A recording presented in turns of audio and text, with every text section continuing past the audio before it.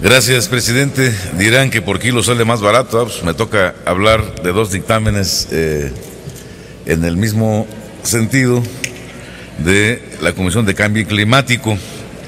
Y este tiene que ver, en primer lugar, con el problema que se ha denunciado de la mariposa monarca, que ha venido registrando desde 2013 y 2014 una disminución en las colonias que se venían presentando en nuestro país. Hay detectadas en este periodo 3 en Michoacán y 4 en el Estado de México, y ocuparon 0.67 hectáreas.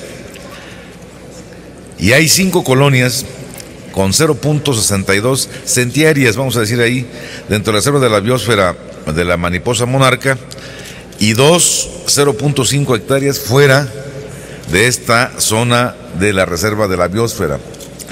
Esto habla de una disminución del 43.7% con respecto a la registrada en el periodo pasado de 2012 a 2013, cuando había 9 colonias de mariposa monarca en una superficie mucho mayor, que es de 1.19 hectáreas, cifra que ya entonces se clasificaba como la menor desde el 1993. La reducción de la población de la mariposa monarca se atribuye principalmente a la pérdida de los sitios de alimentación, a la erradicación de las plantas de algodoncillos debido al uso de herbicidas y fertilizantes para uso agrícola, mismos que contienen organismos genéticamente modificados, y esto también contribuye a la deforestación y degradación forestal causada por la tala ilegal y las condiciones climáticas extremosas cada vez más frecuentes debido al calentamiento global. Si estas son las causas de la disminución del número de la presencia de mariposa monarca en México, en Estados Unidos y Canadá, se empezaron a trabajar en soluciones en razón de las graves consecuencias que pueden generarse para los 3 países en el caso de su extinción total. La mariposa monarca, ¿qué significa para nosotros?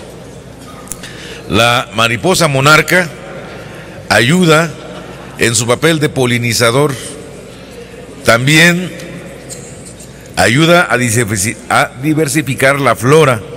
Sin embargo, también representan profundos impactos en la agricultura y a la alimentación, ya que naturalmente aseguran la sostenibilidad de nuestros sistemas de producción agroalimentarios. En Estados Unidos, por ejemplo, dan cuenta de la importancia económica de otro polinizador, la abeja, y la abeja representa para los Estados Unidos en su economía ingresos de $15,000 millones anuales. Si esto, en analogía con lo que produce la mariposa monarca en nuestro país, pues tenemos que ver la forma de protegerla, de preservar su hábitat y generar su presencia, su permanencia y su desarrollo. Por eso, incluso en Estados Unidos, se ordenó la creación de una estrategia federal para promover la salud de las abejas y otros polinizadores. También se ordenó la inclusión de la mariposa monarca dentro de dicha estrategia. Para México, pues la mariposa monarca es y debe ser una prioridad, ya que también, además del tema ecológico, brinda ingresos y bonanzas económicas y culturales. Y esto fue reconocido cuando se decidieron reservar 56.259 hectáreas como reserva de la biosfera de la mariposa monarca en el territorio de Michoacán y del Estado de México.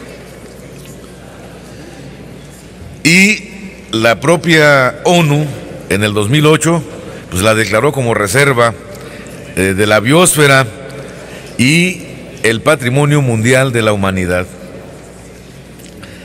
Fíjense lo que representó para los michoacanos el 2010 en materia de turismo, que tuvieran 8.507 visitantes, 507,000 visitantes, y dejaron una derrama económica de 11.300 millones de pesos, y para 2011 se recibieron 7.236.081 turistas que dejaron una derrama de 551 millones de pesos.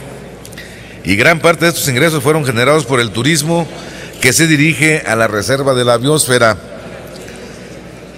Y si tenemos nosotros potenciado esta importancia que representa en la economía este tema de la mariposa, pues por obvias razones, este Senado debe pronunciarse en que se apruebe en lo general a favor este dictamen y que sea un primer paso en la conservación de nuestros ecosistemas y que se reconozca también que la tala ilegal es uno de los problemas para que podamos generar el mejor hábitat para nuestra mariposa monarca. Y en el otro tema del otro dictamen, señor presidente, que tiene que ver con el punto de acuerdo que nos llama a que los mexicanos hagamos un poco más de conciencia para disminuir el uso de energía, el ahorro de energía y para generar otras fuentes alternativas de transporte para poder incidir en la disminución del índice de contaminación. Dice que en México presenta altos niveles de dióxido de carbono y esto se debe a la existencia de un alto número de vehículos. En los últimos 20 años el número de automóviles en México se ha triplicado y en la Ciudad de México se incorporan anualmente 496 vehículos al parque vehicular, cerca de 500 automóviles diarios se incorporan. Esto, compañeros, pues crea que el problema de los automóviles sean la principal fuente de contaminación en nuestro país.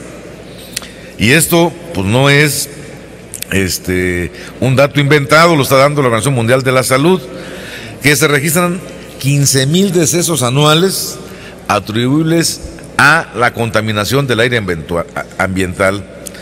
Y una de las causas principales de la generación de este gas contaminante de efecto invernadero pues viene de las contaminantes que tienen que ver con el monóxido de carbono y de los óxidos de nitrógeno, que son los que emiten los vehículos ligeros, y que está calculado que es el 74% del dióxido de carbono con que se está contribuyendo a la formación de ozono troposférico asociado con graves enfermedades pulmonares.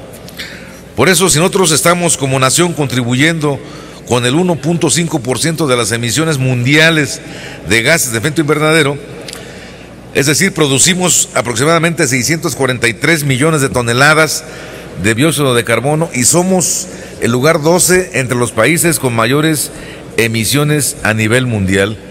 Esto obliga pues a que efectivamente se haga una campaña para hacer que se desista de el medio de transporte del vehículo como uso personal individual y se genere el impulso a transporte colectivo, a transporte eléctrico, a transporte que genere otras condiciones de frenar y mitigar, cuando menos, los efectos al daño ambiental.